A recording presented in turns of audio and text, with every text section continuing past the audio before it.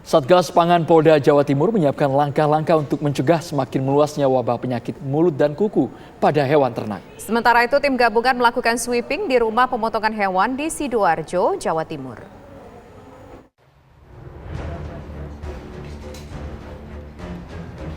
Setelah melakukan rapat koordinasi bersama Menteri Pertanian dan Gubernur Jawa Timur, Satgas Pangan Polda Jawa Timur menyiapkan langkah-langkah untuk mencegah semakin meluasnya wabah penyakit mulut dan kuku pada hewan ternak. Saat ini ada 4 daerah di Jawa Timur yang ditemukan hewan terinfeksi penyakit mulut dan kuku. Satgas Pangan Polda Jawa Timur juga memastikan ada tempat karantina sehingga daging sapi yang beredar di masyarakat benar-benar sehat dan bebas infeksi penyakit. Apakah ada pidananya? Sebetulnya ada, namun kami lebih mengedepankan kepada langkah preventif, gitu, ya, untuk upaya penegakan hukum, ya ultimum remedium. Artinya itu kalau tidak terpaksa ya tidak kita lakukan, gitu. Tim gabungan dari Polresta Sidoarjo dan Dinas Pangan Pertanian Sidoarjo, Jawa Timur melakukan sweeping di rumah pemotongan hewan Krian Sidoarjo pada Rabu dini hari tadi. Sidoarjo adalah salah satu kota di Jawa Timur yang ditemukan adanya penyakit mulut dan kuku pada hewan ternak. Tim dokter hewan dari Dinas Pangan Pertanian Sidoarjo memeriksa kesehatan satu persatu sapi yang hendak disembelih.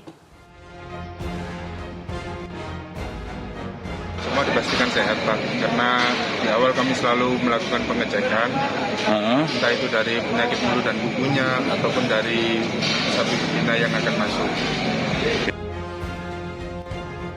Tim gabungan Dinas Pangan Pertanian dan Kepolisian memastikan belasan sapi potong di RPH Krian Sidoarjo ini dalam kondisi sehat. Hewan ternak di RPH ini berasal dari luar daerah Sidoarjo seperti Tulung Agung, Blitar, dan Kediri.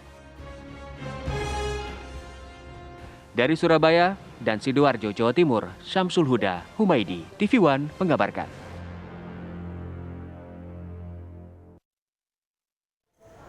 Kita akan segera bergabung dengan reporter TV One Goldi Gumilang di Surabaya, Jawa Timur. Goldi, kebijakan apa saja yang sudah dikeluarkan Pemprov Jatim mengenai penyakit kuku dan mulut pada hewan ternak?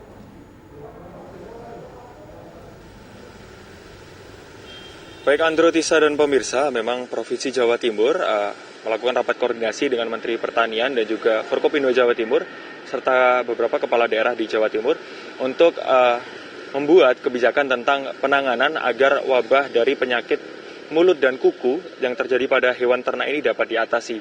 Beberapa langkah yang dilakukan yaitu melakukan penyuntikan secara masif terhadap hewan ternak di wilayah Provinsi Jawa Timur agar memang kekebalan tubuh dari hewan ternak tersebut dapat dipercepat agar tidak mudah terjangkit wabah PMK yang terjadi pada hewan ternak. Selain itu juga dilakukan screening ataupun dilakukan pembersihan terhadap kandang-kandang dari hewan-hewan ternak yang dikonfirmasi terkena wabah dari PMK sendiri dengan cara disinfektan agar wabah-wabah PMK ini dapat dihilangkan. Selain itu, ketersediaan obat pula diperbanyak di Provinsi Jawa Timur ini untuk terus melakukan penyuntikan masif agar sekali lagi kekebalan tubuh pada hewan ternak yang agar memang wabah dari PMK ini tidak menyebar ke ternak-ternak tersebut.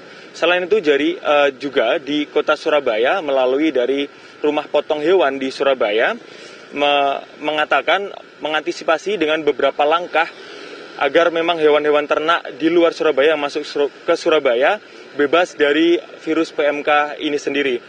Menurut dari Direktur Utama Perusahaan Daerah RPH Surabaya, Saudara Fajar Arifianto mengatakan ada beberapa langkah. Yang pertama yaitu screening yang dilakukan kepada hewan-hewan ternak yang masuk ke RPH Surabaya dilakukan secara ketat. Dokumen-dokumen seperti surat keterangan kesehatan hewan memang harus dibawa agar memang tidak ada hewan yang terjangkit yang masuk ke Surabaya. Selain itu juga di dalam RPH disemprotkan beberapa tempat untuk penyemprotan disinfektan agar memang virus dari PMK ini tidak masuk ke Surabaya. Selain itu juga Fajar mengatakan bahwa daging sapi yang terkonfirmasi terkena PMK tidak apa-apa untuk dikonsumsi, namun ada beberapa bagian yang tidak boleh dikonsumsi seperti lidah, kepala, kaki, dan juga jeroan agar tidak menyebar. Selain itu juga Gubernur Jawa Timur Khofifah Indar Parawansa mengatakan bahwa wabah ini, PMK ini sendiri tidak menular ke manusia dan diharapkan masyarakat tetap tenang agar tidak panik dalam kondisi ini. Sementara itu, Andro dan juga Tisa, yang dapat kami kabarkan dari Surabaya, Jawa Timur, kembali ke Anda di studio. Terima kasih Goldi Gumilang atas laporan Anda. Pemirsa, pemerintah meminimalisir penyebaran wabah penyakit mulut dan kuku atau PMK, salah satunya dengan melakukan isolasi, lockdown wilayah atau kandang, monitoring rumah potong hewan, serta memberikan obat dan vitamin kepada ternak. Mentan juga menyatakan PMK tidak menular ke kesehatan manusia. PMK ini adalah sebenarnya menjadi sesuatu yang mendadak kita semua di Indonesia, karena salah satu negara yang bebas penyakit mulut dan kuku di Asia adalah Indonesia. Dan dari tahun 1090 tidak ada lagi PMK. Tidak seperti negara-negara lain. Dan ternyata dalam beberapa hari yang lalu, katakanlah sebelum Idul Fitri, hari ini kita harus berhadapan dengan kenyataan ada PMK. Tetapi PMK yang ada ditemukan ini adalah PMK yang insya Allah, mudah-mudahan mutasinya tidak jalan, adalah termasuk yang paling ringan. Kalau dia COVID kira-kira Omicron lah, bukan Delta atau Alpha. Kenapa? Karena jumlah yang kena atau hasil tes kita terjadi PMK itu kematiannya sangat rendah.